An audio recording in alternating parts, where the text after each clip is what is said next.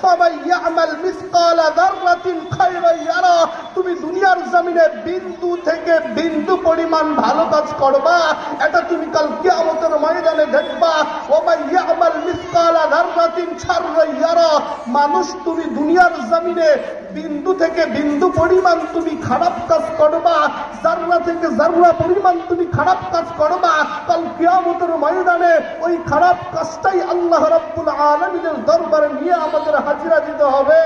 আল্লাহ তো পাঠিয়েছেন লক্ষ্য উদ্দেশ্য নিয়ে, আল্লাহ তো লক্ষ্য উদ্দেশ্য ছাড়া পাঠান নাই। আল্লাহ বলেন আমি তোমাদেরকে লক্ষ্য উদ্দেশ্য নিয়ে পাঠিয়েছি, তোমাদেরকে কবর জগতে সওয়াল জবাব করা হবে, প্রশ্ন তোমাদেরকে দেওয়া লাগবে।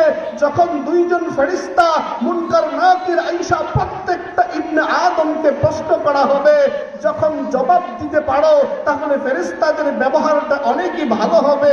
যখন বলা হবে মার রাব্বুকা, তোমার রবকে, ওমান দীনুকা, তোমার ধর্ম কি ছিল, ওমান নবিয়ুকা, তোমার নবী কে ছিল, যখন আপনি দুনিয়ার মধ্যে আল্লাহ এবং আল্লাহর রাসূলের অনুসরণ আর অনুকরণ করে থাকেন, আল্লাহি কসম খুদার আপনার কবর জগতে সওয়াল জবাবটা অনেক সহজ হয়ে যাবে। আর যদি দুনিয়াতে আপনার সম্পর্ক আল্লাহ এবং আল্লাহর রাসূলের সাথে না হয়ে আপনি জাগতিক সমস্ত সব টাইটেল অর্জন করলেও কাল কবর জগতে আপনার প্রশ্নের জবাব মুখ দিয়ে বের হবে না। মানুষ যখন আপনি দুনিয়াতে আল্লাহ এবং আল্লাহর রাসূলের পথে অনুসরণ করবেন, আল্লাহ এবং আল্লাহর রাসূলের পথটাকে আপনি বেছে নেবেন, যখন আপনাকে ফেরেশতারা কবর জগতে প্রশ্ন করবে তোমার রবকে, সঙ্গে সঙ্গে নির্দ্বিধায় তোমার জবান থেকে বেশি আসবে রাব্বি আল্লাহ। আমার রব হলো উনি যে কুল কায়নাতের মালিক, যিনি আমাকে খাবার খাইয়েছেন দুনিয়াতে, যিনি আমাকে পড়িয়েছেন দুনিয়াতে, সমস্ত সব কিছু রক্ষণাবেক্ষণ করেছেন সে রাব্বি আল্লাহ, তিনি হলো আমার রব। বান্দা যখন আপনাকে আমাকে প্রশ্ন করা হবে ওমান দীনুক, তোমার ধর্ম কি ছিল, তুমি যদি আল্লাহ এবং আল্লাহর নবীর ধর্মের উপর অনুকরণ করে থাকো, সঙ্গে সঙ্গে তোমার জবান দিয়ে আসবে আদ-দীনি আল ইসলাম, আমার ধর্ম ছিল ইসলাম, আমার ধর্ম ছিল ইসলাম, আমি মুসলমানদের অনুসারী, মিল্লাতা আবিকুম ইব্রাহিম হুয়া সাম্মাকুমুল মুসলিমিন, আমি ইব্রাহিম নবীর অনুসারী, আমি শেষ নবী মুহাম্মদুর রাসূলুল্লাহ সাল্লাল্লাহু আলাইহি সাল্লাতু ওয়াস সালামের অনুসারী। মুহতারাম হাজিরিন, কবর জগৎটা অনেকই কঠিন হবে যখন আপনাকে একে একে প্রশ্ন করা হবে। যদি আপনি দুনিয়ার জমিনে আল্লাহ এবং আল্লাহর রাসূলের পথটাকে বেছে নিয়ে থাকেন, আল্লাহর হুকুম বিধানগুলো আপনি জিন্দেগির মধ্যে ফিট করে থাকেন, অবশ্যই অবশ্যই কবর জগতে বলা হবে আফরিশু ফিল জান্নাহ, ওই ব্যক্তিকে, কবর জগতের ব্যক্তিকে তুমি ও ফেরেশতারা তাকে জান্নাতি পোশাক পরিয়ে দাও, জান্নাতি মালবিসু ফিল জান্নাহ, জান্নাতি পোশাক পরিয়ে দাও, তাকে জান্নাতি বিছানা বিছিয়ে দাও ইলা ইয়াউমিল কিয়ামাহ। ও বান্দা, তুমি মৃত্যু পর্যন্ত, একবারে কিয়ামত পর্যন্ত তুমি ঘুমিয়ে থাকো, লা খাউফুন ওয়ালা তাহজানি, তোমার কোনো টেনশনও থাকবে না, তোমার কোনো চিন্তাও থাকবে না। মানুষ কেন এই কথা বলা হবে? যে সমস্ত মানুষগুলো কনকনে শীতের মধ্যেও মুয়াজ্জিন যখন আসসালাতু খায়রুম মিনান নাওম বলেছে, প্রত্যেকটা ঈমানদার মুমিন মুসলমান আল্লাহ রাব্বুল আলামিনের ইবাদত করার জন্য সমস্ত কষ্টকে বিসর্জন দিয়ে ওই ব্যক্তিটা আল্লাহ রাব্বুল আলামিনের ডাকে ফজরেও সাড়া দিয়েছে, লাব্বাইক ইয়া আল্লাহ, তোমার বিধান নামাজ পড়ার জন্য এসেছি। যখন যোহরের আযান দেয় মুয়াজ্জিন, সঙ্গে সঙ্গে দুনিয়ার সমস্ত কাজ বিসর্জন দিয়ে, সমস্ত দুনিয়ার কাজগুলো বাদ দিয়ে যোহরেও হাজির হয়ে যায়।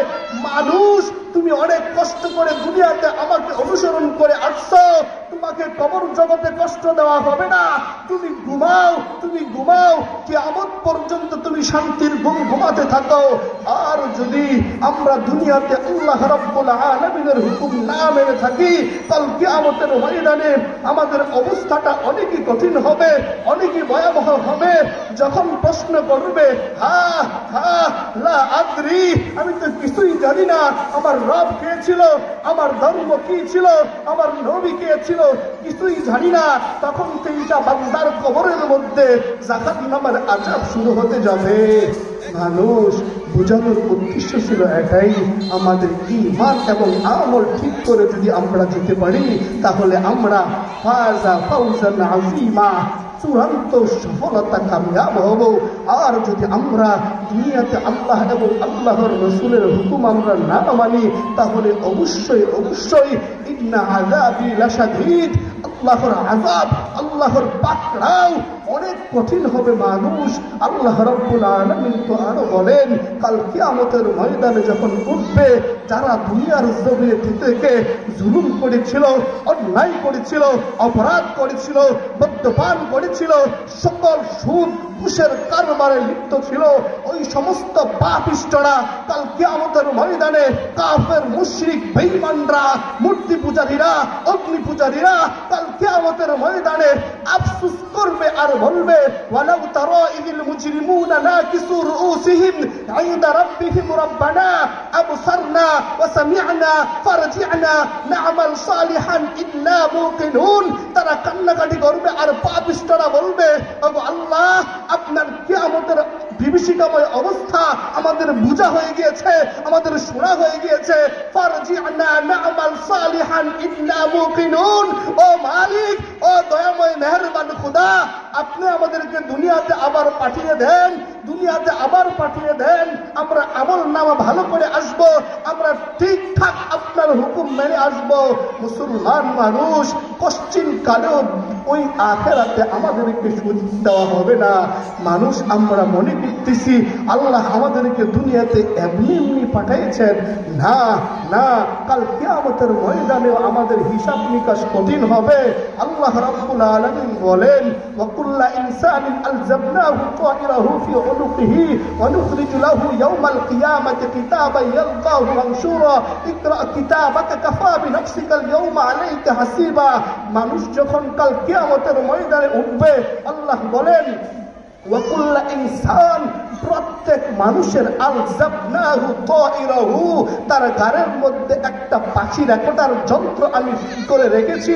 কাল কিয়ামতের ময়দানে ওয়া নুখরিজু লাহু ইয়াওমাল কিয়ামা, ওই আমলনামাগুলো কাল কিয়ামতের ময়দানে তাকে কিতাব আকারে দেখিয়ে দেওয়া হবে আর বলা হবে, ইকরা কিতাবাকা কাফা বিনাফসিকাল ইয়াওমা আলাইকা হাসিবা। ও মানুষ, ও আমার বান্দা, তুমি তোমার কিতাব পড়ো, কিতাব পড়ে পড়ে দেখো, কাফা বিনাফসিকাল ইয়াওমা আলাইকা হাসিবা। মানুষ, তুমি দুনিয়াতে কি করেছো? যদি তুমি দুনিয়াতে ভালো কাজ করে থাকো, ফারিকুম ফিল জান্নাহ, তুমি জান্নাতে চলে যাও। আর যদি তুমি তোমার আমল নামা দেখে বলো যে আমি জান্নাতে যাওয়ার যোগ্য নয়, ওয়া ফারিকুম ফিস সাঈর, বান্দা তুমি জাহান্নামে চলে যাও। ইন্নাল্লাহা লা ইয়াজলিমুন নাস শাইআ, আল্লাহ রাব্বুল আলামিন, আল্লাহ রাব্বুল আলামিন কোন বান্দার উপরে জুলুম করেন না। দেখেন ব্যবহারটা কেমন হবে। দুনিয়াটাই আমাদের আখিরাতের কর্মফল। দুনিয়াতে আপনি যদি ভালো কাজ করেন, অবশ্যই অবশ্যই কাল কিয়ামতের ময়দানে আপনি ভালোই থাকবেন। আর যদি দুনিয়াতে আপনি ইহুদি খ্রিস্টানের পাঁচটা গোলাম হন, ইহুদি মুশরিক বেঈমানের পাঁচটা গোলাম হন, জালেমের পাঁচটা গোলাম হন, আপনার অবস্থাটা অনেক কঠিন হবে। জালেমের পরিণতি যেমন হবে, আপনার অবস্থাটা এমনই হবে। এজন্য অল্প সময়ে বলি মুহতারাম হাজিরিন, ঈমান এবং আমল নিয়ে আমাদের যেতে হবে। উলামায়ে কেরামের পথান্ত অনুসরণ করে, উলামায়ে কেরাম থেকে হাদিস কোরআন বুঝে বুঝে নিজের জীবনে ফিট করে করে যখন আমার খাতেমা বিল খায়র ইন্তেকাল হবে, তখন বুঝে আসবে যে না, আমরা ভালো পথেই ছিলাম। আল্লাহর নবী তো বলেন, লা তাজালু কদামা ইবনি আদামা ইয়াউমাল কিয়ামাতি হাত্তা ইউসআলা আন খামসিন, কিয়ামতের ময়দানে ইবনে আদমকে, আদম সন্তানকে 5টি প্রশ্নের জবাব দেওয়া ছাড়া বিন্দু পরিমাণ পিছপা হতে পারবে না। আন উমরিহি ফীমা আফনা, তুমি তোমার সারা জীবন কোন কাজে ব্যয় করেছো জবাব দাও। আন শাবাবিহি ফীমা আবলা, তুমি তোমার যৌবন কালটা কোন কাজে ব্যয় করেছো জবাব দাও। আন মালিহি মিন আইনা ইকতাসাবা, তুমি ধন সম্পদ কোথা থেকে উপার্জন করেছো, কোথায় ব্যয় করেছো জেনেছো জবাব দাও, মাযা আলিমা ফীহি আমিলা, তুমি জেনেছো কতটুকু, তার উপরে আমল করেছো কতটুকু।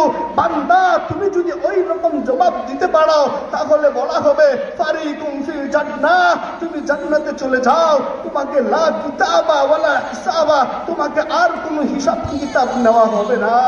মানুষ সময় সংক্ষেপ বুঝাবার উদ্দেশ্য এটাই, আমাদেরকে ঈমান এবং আমল নিয়ে দুনিয়া থেকে যদি যেতে পারি তাহলে আমরা চির সফল। আর যদি আমরা দুনিয়াতে আইসা আল্লাহ রাব্বুল আলামিনের পথ আমরা পাইলাম না, আল্লাহকে রাজি খুশি করতে পারলাম না, মনে রেখেন কবর জগৎ থেকে আমাদের আযাব শুরু হবে, যে আযাবের শুরু আছে আর শেষ হবে না। আল্লাহ রাব্বুল আলামিন আমাদেরকে এই অবসালু এদিক ওদিক থেকে টেনে যাই বললাম, আল্লাহ আমাদেরকে সহি আমল করার তৌফিক দান করুন। সকলে বলি আমিন। ওয়া আখির দাওয়ানা আলহামদুলিল্লাহি রাব্বিল আলামিন।